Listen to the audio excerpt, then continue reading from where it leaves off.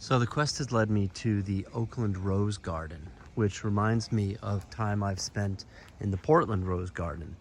And while it is the beginning of September and the roses are, not really super blooming, there is still some that remain and whose presence charges the space with that rosy energy, with the loving softness of the rose in its essence as a deva. This immediately reminds me of the moment on the quest when I had traveled to Scotland with Noah McLean and Patience Yanderling and had arrived at the Findhorn Foundation, which was based on a sacred relationship with the Deva, with the elemental spirits that make up the land herself.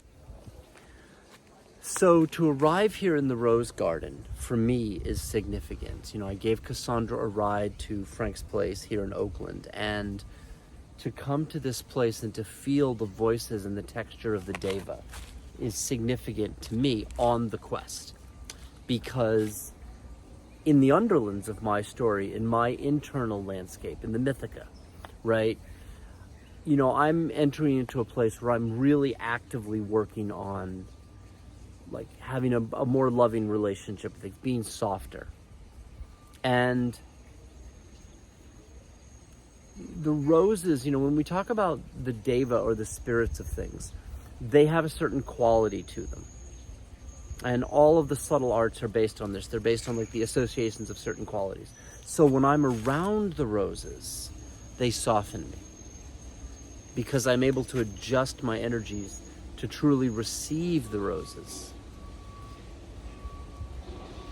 This reminded me of when I traveled to the Rose Garden in Portland, and when I traveled to Findhorn with Noah and Patience, where the deliberate, for those of you who don't know, right, Findhorn was a place I discovered on my journeys into the Mythica that was made of what I call the vibrational signature of fairy, right? So Findhorn is a eco village that exists in Scotland that was founded, as far as I know, by two women and a man, one of whom was a gardener, the other of whom was someone who spoke to the fairies, and another one who was a real direct channel for the divine, which are really just aspects of the same thing from my point of view.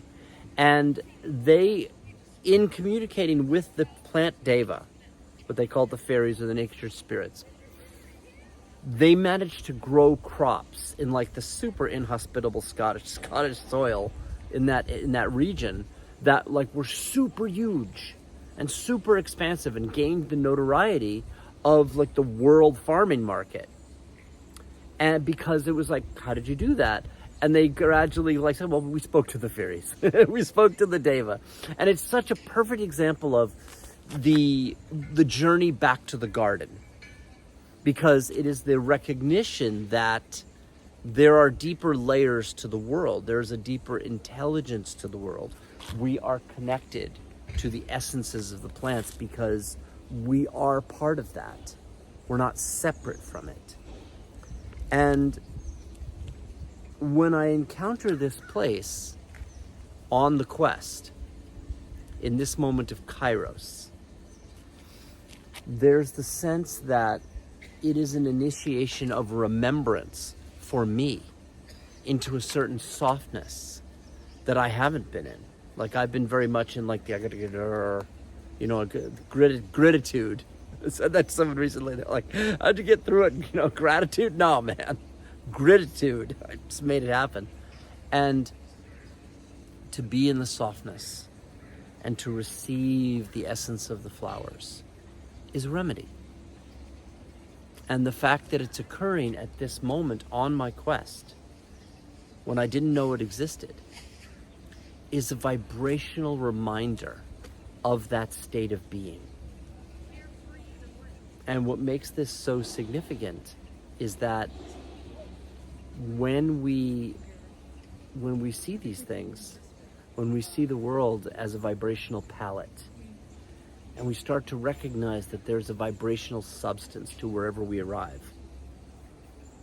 we set the stage, we set the context, and context is clean, for our journey, for understanding the landscape of our journey through the self.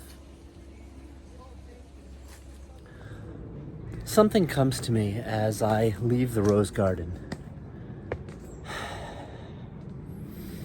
A quality of being soft with myself, which is not something I've been doing.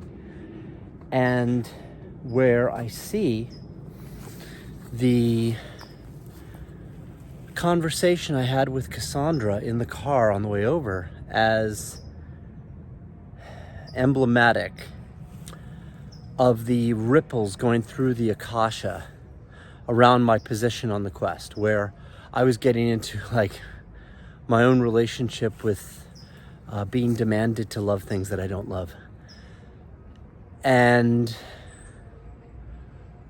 remembering that this is the nature of ethos, of our regard for the human experience, for being a spiritual being, having a human experience. And that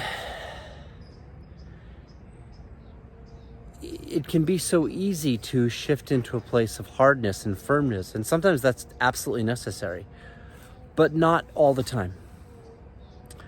And that as I start to publish and I present and I get into the vibe like, okay, I'm doing it, I'm really publishing from the quest and really publishing, what comes up is my own harshness on myself, my own expectation of like perfect excellence, my own expectation of this, and this, and the need to be soft with myself and to accept the gift of the roses to change my vibration and thus change the way I engage.